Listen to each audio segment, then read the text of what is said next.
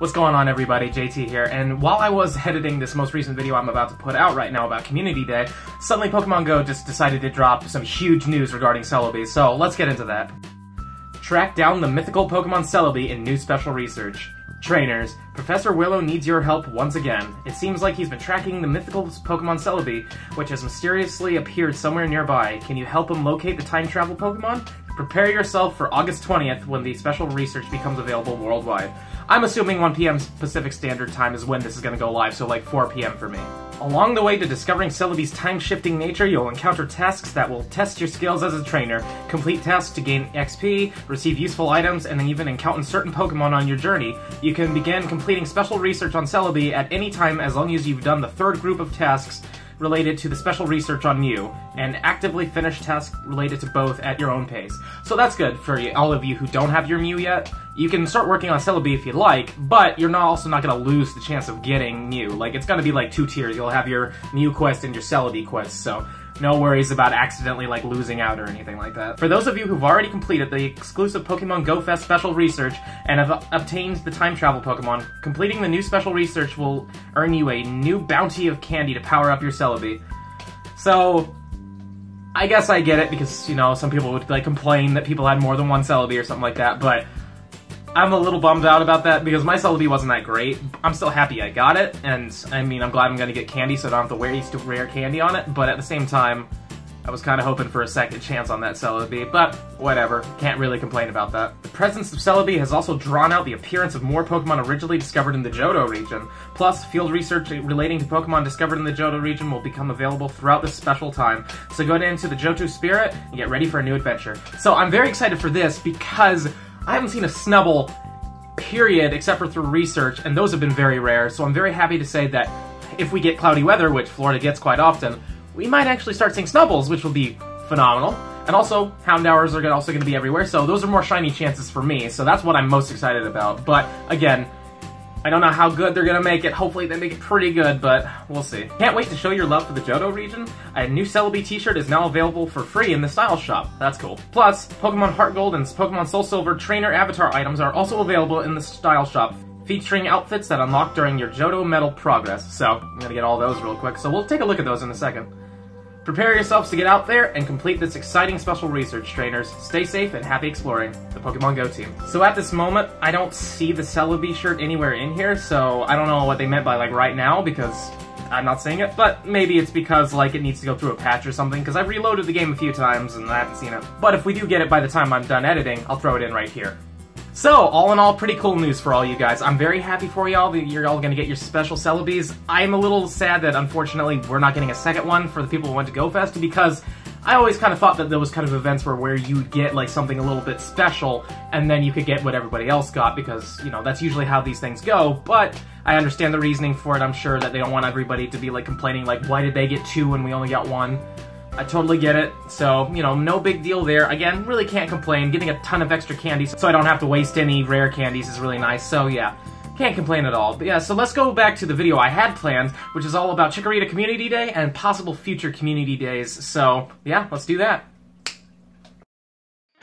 Good morning, everybody. JT here, coming at you with another episode of Pokemon Go. So we have recently just learned what our brand new Community Day Pokemon is, and it's going to be Chikorita for September, and I, for one, am very excited about this. And that's because Chikorita has such a great shiny variant. I mean, look at the thing. It's orange with a little bit of yellowishy tones. It looks like an autumn Chikorita, and I absolutely love that. And also, Bayleaf and Meganium have wonderful shinies as well, so honestly, I'm very happy about it, because I'm the shiny king, and I want to get as many shinies as possible, and Community Day helps me do it. Now, I've also heard a lot of people complaining about it being Chikorita because it's not meta-relevant and all that stuff, and though they are correct, when you come out with these brand new Gen 4 grass types like Tangrowth and Leafeon, it's not going to compare at all. But honestly, I'm kind of tired of the argument of it's not meta-relevant, so we don't care. Because, like, honestly, there's so few meta-relevant Pokemon, so you're just not going to care a lot in general. And I'm kind of getting tired of that attitude, because, you know, it's Pokemon. And if the new PvP system comes out and reworks everything, you never know. It could turn out good, so, you know, don't write it off just yet. I mean, yes, right now it's not going to be great, but who knows in the future.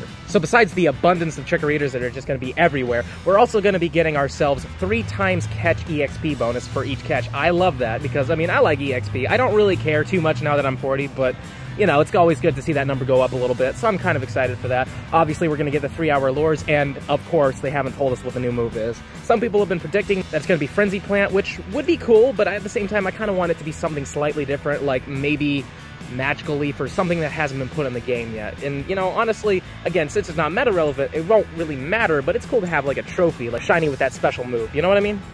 So unfortunately, that's all the real news that we've been given so far. All we know about is shiny Chikorita, but I do want to go into, like, some speculation as to what the next couple months are going to be, so let's get into that.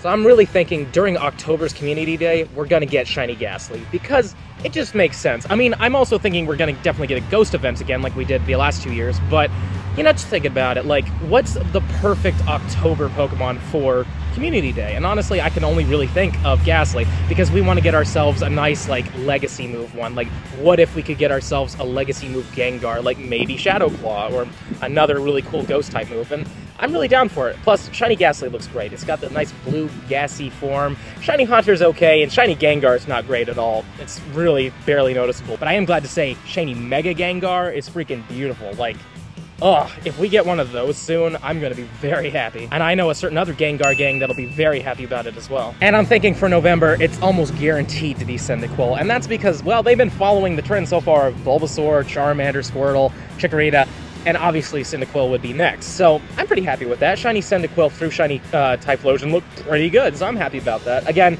probably not gonna be the greatest in terms of the meta, but whatever, you know, it's a shiny, that's all I care about. So I'm thinking that's pretty much guaranteed for November. Now for December, I'm really thinking it's got to be something cute, because what they've been doing is starter, something relevant, starter again, something cute. And so if Ghastly is for October, and that's kind of like the meta-relevant Pokemon, I'm really seeing it being a cute one in December. And there's a few things that could fit that. I could see possibly Poliwag. Poliwag through Poliwrath could be an interesting one. Plus, we'll get Politoed. Honestly, those shinies aren't great except for shiny Politoed. Shiny Politoed's really nice. And honestly, that's all I can really think of in terms of something cute. But if you can think of something, leave it down below. I'd like to know what you think. And then for January 2019, I bet you anything we're going to get Totodile, because again, following the line.